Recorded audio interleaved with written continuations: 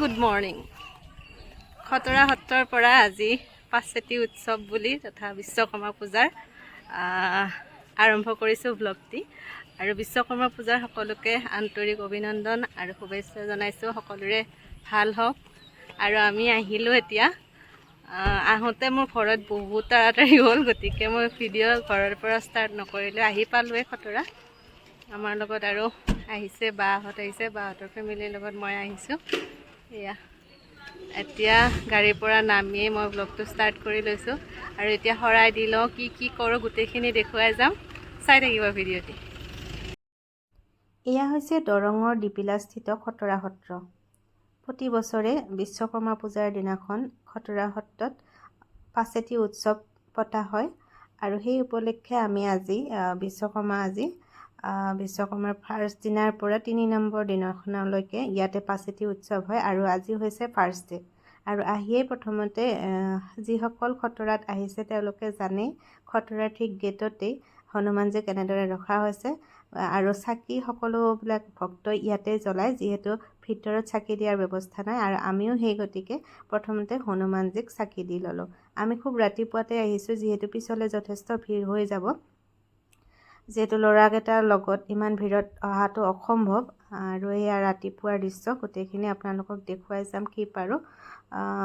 এতিয়াৰ পৰাই মানুহ আহিব ধৰিছে, অলপ মানুহ আহিছে। পিছলৈকে বহুতখিনি মানুহ হ'ব ইয়াতে। আগৰ বছৰৰ ধাৰণা মতে মই কৈছোঁ, এই বছৰো তেনেকুৱাই হ'ব। ধুনীয়াকৈ সজাইছে খতৰা সত্ৰ। এয়া আমি দেহা ধনে মই নমো দিম, আমি দেহাই মই নমো দিম, নমো দিব গৈ আছোঁ। আমি নমো দিব দেহা ইবি চাওঁ, ইফালে চোৱাচোন এবাৰ। আমি দেহাই মই নমো দিব গৈ আছোঁ। না নমো কেনেকৈ দে বাবা নমো।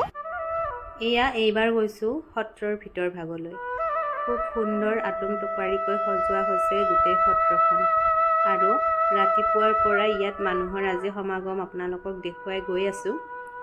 খতৰা সত্ৰটি সঁচাকৈ খুব ধুনীয়া আৰু আহিলে নিজৰে পবিত্ৰ লাগে। আৰু ইয়াত শৰাই ৰখাৰ বাবে দেউ দুজনে শৰাইখিনি সকলোৰে পৰা ৰাখিছে। আমিও যিহেতু শৰাই লৈ গৈছিলোঁ, বাহঁতেও লৈ গৈছিলে আৰু ময়ো লৈ গৈছিলোঁ। ইয়াতে আমি শৰাইখিনি দি তাৰ পাছত ভিতৰত মণিকূটত যাম। মণিকূটৰ ভিতৰত অৱশ্যে কেমেৰা নিয়া অনুমতি নাই, গতিকে মণিকূটৰ ভিতৰত মই নিশ্চয় কেমেৰা নিনিওঁৱেই।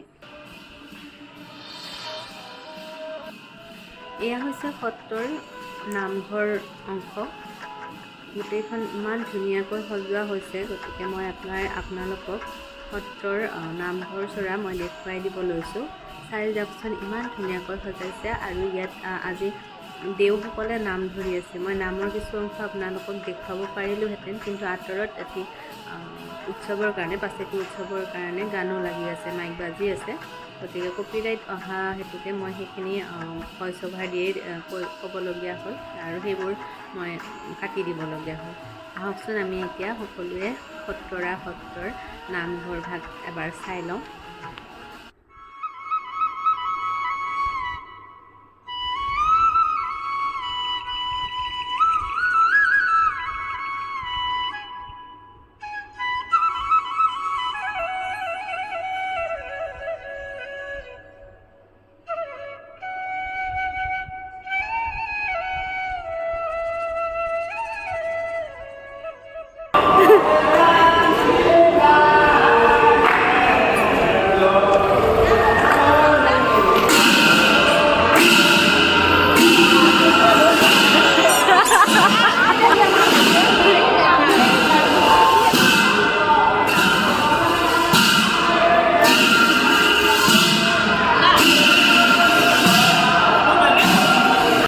কি হ'ল বুজি পালেনে?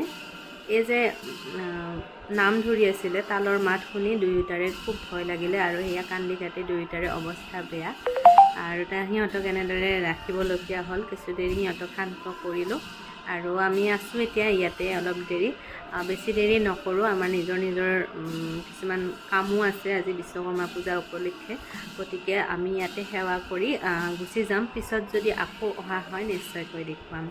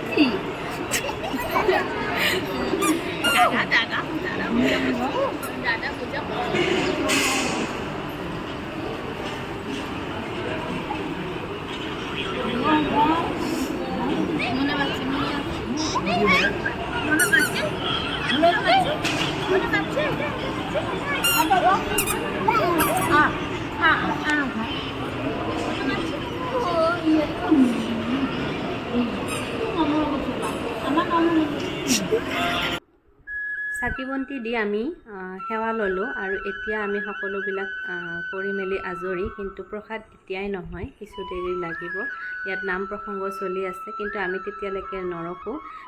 আমি আকৌ পিছত আহিম, পিছত কি হয় দেখা যাব। কিন্তু এতিয়া বৰ্তমান এইখিনি চলি আছে। ইয়াত বিষয়ববীয়াসকলে পাছেতি উৎসৱ হেতুকে কিছু কাম কৰি আছে। কামবিলাক আগবঢ়াই আছে, আৰম্ভ হৈছেহে যিহেতু। আৰু এয়া বাৰ শাহু আৰু এয়া ভিনদেউ, তেওঁলোকে কিবা বজাৰ কৰিছে। ইয়াতে মেলাও হৈছে অৱশ্যে, সেইবোৰ এতিয়া দেখুৱাই থাকিবলৈ নহ'ল, পিছত যদি পাৰোঁ মই দেখুৱাম বাৰু।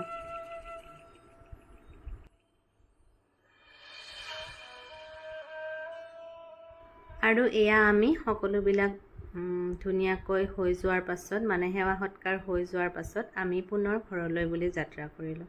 ঘৰত আহোঁতে ভিডিঅ' কৰা হৈছে বাৰু গাড়ীত, কিন্তু এই ভিডিঅ'ত আজি মই কথা নকওঁ, আজি দেহাই কথা ক'ব। ব'লকচোন আমি গৈ থাকোঁ, দেহাই কি কয় আপোনালোকে কিন্তু শুনিব দেই। আমি এতিয়া পাছেতিৰ পৰা এইবাৰৰ বাবে বিদায় লৈছোঁ।